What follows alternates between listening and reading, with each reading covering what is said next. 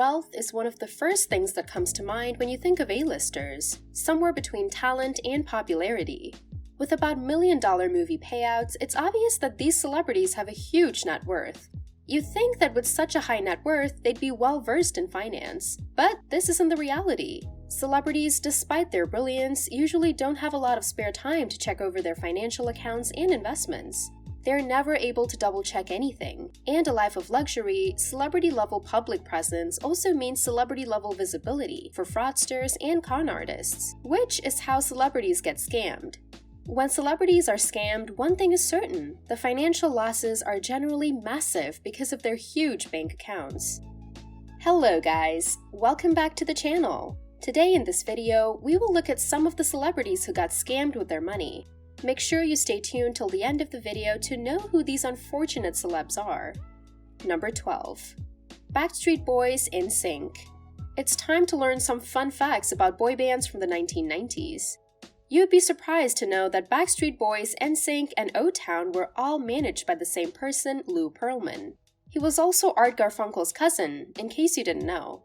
More importantly, you need to know that he defrauded clients and investors out of $300 million in a long-running Ponzi scheme.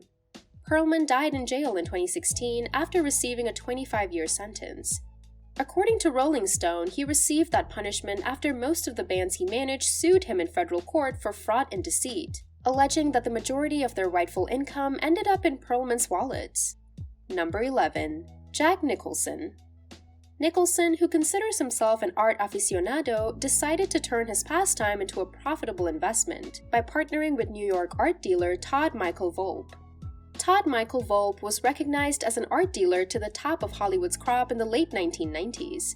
According to reports, the actor gave Volpe $610,000 for the investment fund, with Volpe promising to invest in art and repay a portion of the proceeds.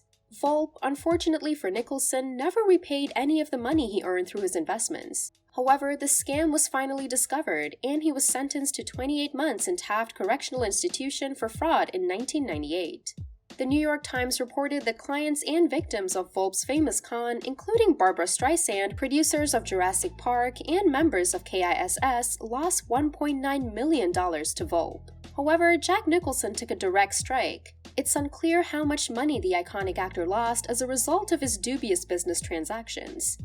Number 10. Anne Hathaway. A-listers are people too, which means they may be injured by those who are closest to them. Raffaello Folieri, Anne Hathaway's ex-boyfriend and entrepreneur, pleaded guilty in 2008 to misappropriating at least $2.4 million in investor funds, including cash from the Interstellar actress.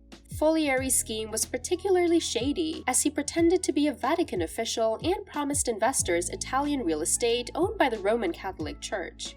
He was released from prison in 2012 after serving a 4.5-year sentence and deported to Italy, where he is now actively investing again, according to page 6. Number 9. Dane Cook. Scammers who strike from inside your own family are particularly disgusting, but it's a circumstance that occurs far too frequently in the celebrity world. Dane Cook puts his money in the hands of his half-brother Daryl McCauley for most of the 1990s, which proved to be a disastrous decision.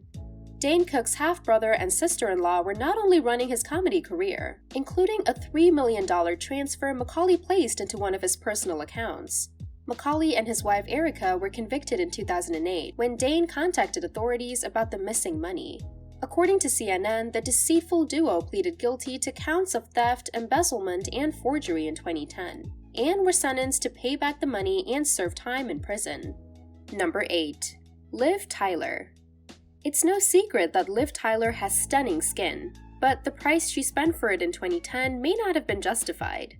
According to The Telegraph, Hollywood beauty expert Maria Gabriela Perez spent over $280,000 of money that wasn't hers, alongside celebs like Jennifer Aniston, Melanie Griffith, and once again Anne Hathaway, after she obtained her A-list customers' credit card information. When Perez ran up $214,000 on 2 of Tyler's American Express cards, she was apparently the hardest hurt. According to the Beverly Hills Courier, she pleaded guilty to access device fraud and was sentenced to house arrest, 3,000 hours of community service, and probation. Number 7. Kiefer Sutherland. You certainly don't picture Kiefer Sutherland as a cattle salesman, yet that's precisely what he wanted to be in 2007. Sutherland agreed to a contract with livestock manager Michael Wayne Carr, in which Carr would buy cattle in Mexico and sell them in the United States with Sutherland's money. Sutherland had made a large profit from a previous deal with Carr in 2006. Instead of going towards substantial business potential, the $869,000 he put into the cattle industry ended up in steer-roper Michael Wayne Carr's checking account. There was no money and no livestock, Deputy District Attorney Stephen Mayer told ABC News at the time. Carr pled guilty to forgery and grand theft larceny in 2011 and was sentenced to repay roughly $1.6 million to his victims, including Sutherland, according to RecordNet.com. Number 6. Uma Thurman. Kenneth Starr, Uma Thurman's financial advisor, was questioned about money she feared he had taken. Thurman's money was instantly returned to her by Starr. Regrettably, the funds belonged to other celebrities whose finances Starr had been in charge of. This led to the disclosure that Kenneth Starr, the celebrity financial guru, had cheated customers out of $30 million in an expensive Ponzi scheme. Starr was sentenced to 7.5 years in jail after being convicted of fraud and money laundering. Number 5. Billy Joel. Billy Joel accused his manager, former brother-in-law Frank Weber, of illegally withdrawing $30 million from Joel's accounts and investing it in Weber's own investments in 1989. He also filed for $60 million in punitive damages to recoup the money, increasing the total to $90 million. Joel, however, only recouped roughly $8 million in damages after years of battle in court, which included claims against his own lawyers. Joel's professional relationship with Weber lasted long after the pianist divorced Weber's sister Elizabeth, but it served as a reminder, as it did with Dane Cook, that family and finances don't always mix. Number 4. Robert De Niro.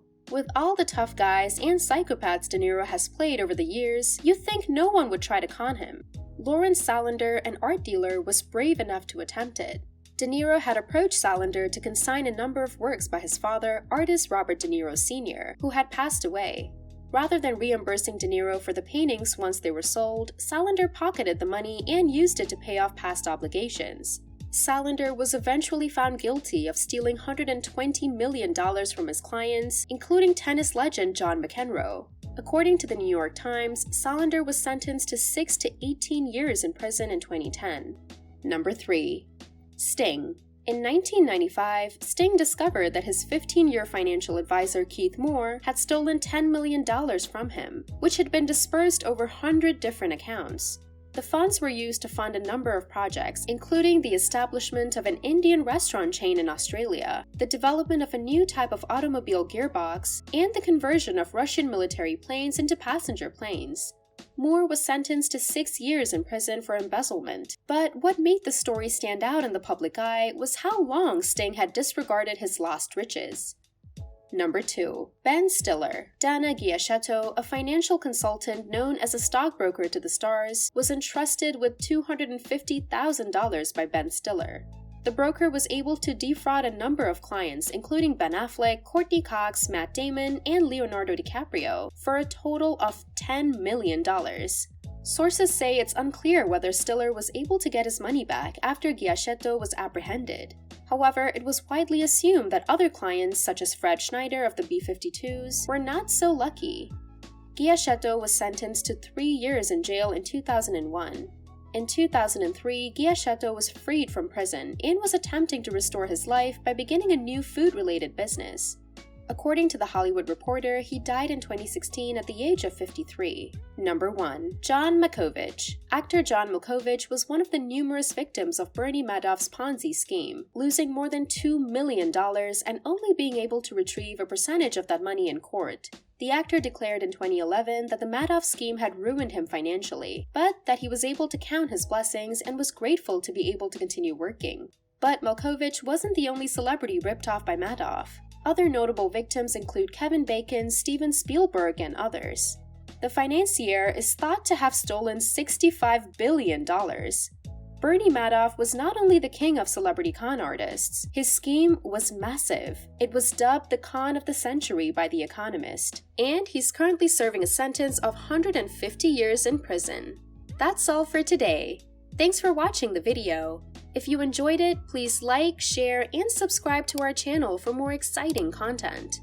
Also, let us know which scam you think was the most terrible out of them all in the comments section. Until next time!